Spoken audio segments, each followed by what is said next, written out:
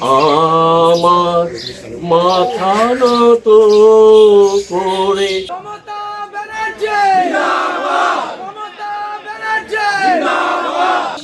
এই নকল বুদ্ধির ঘর ভেঙে ধূলিসাৎ হয়ে গেছে। আমি আমার জীবনের শেষ রক্তবিন্দু দিয়ে মাতৃভূমির প্রতি আমার যে ঋণ,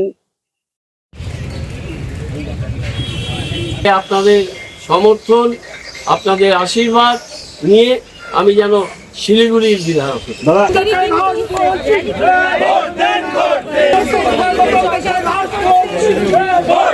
দেখুন, আমি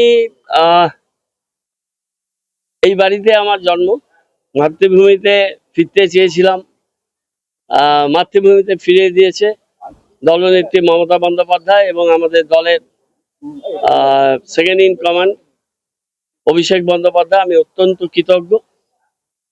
দল আমাকে ফিরিয়ে দিয়েছে আমার মাতৃভূমিতে ফেরার সুযোগ।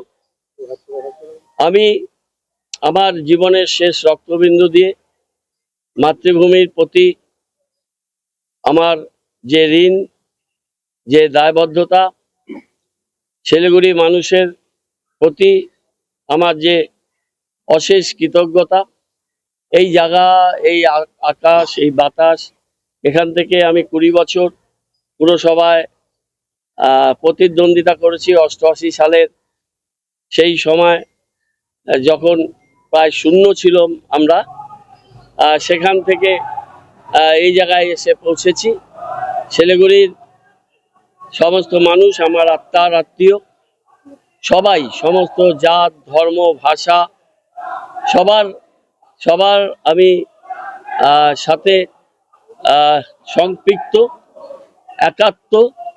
এবং এই শিলিগুড়ির মানুষের প্রতি এই দায়বদ্ধতা নিয়েই আমি আগামী দিনে কাজ করব, মানুষের জন্য কাজ করব, বাংলার জন্য কাজ করব, উত্তর বাংলার জন্য কাজ করব এবং আমার প্রিয় শিলিগুড়ি এবং আমার পাশের যে ডাবগ্রাম ফুলবাড়ি, সেই ডাবগ্রাম ফুলবাড়ি নিয়েও আমি আমার কাজ আমি করব।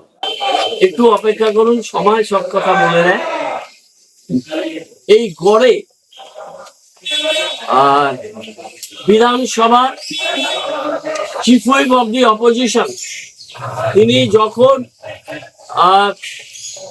কাউন্সিলর এবং এমআইসি একটি ওয়ার্ডে, তখন তিনি অন্য পার্টিতে গিয়ে তিনি বিধানসভার সদস্য এবং ওই পদ তার প্রার্থী হয়েছে।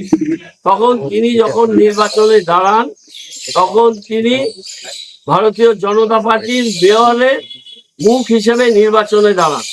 সেখানে শুধু পরাজয় নয়, তথাকথিত তাদের গড়ে, তার নিজের ওয়ার্ডে, তার নিজের বুথে, সর্বত্র তিনি একেবারে শোচনীয় পরাস্ত শুধু নয়, 3 জনের মধ্যে তিনি পুরো থার্ড হয়েছে।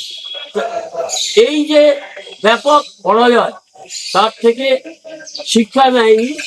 এটা গর্ত মানুষের ঘর, এই নকল বুদ্ধির ঘর ভেঙে ধূলিসাৎ হয়ে গেছে।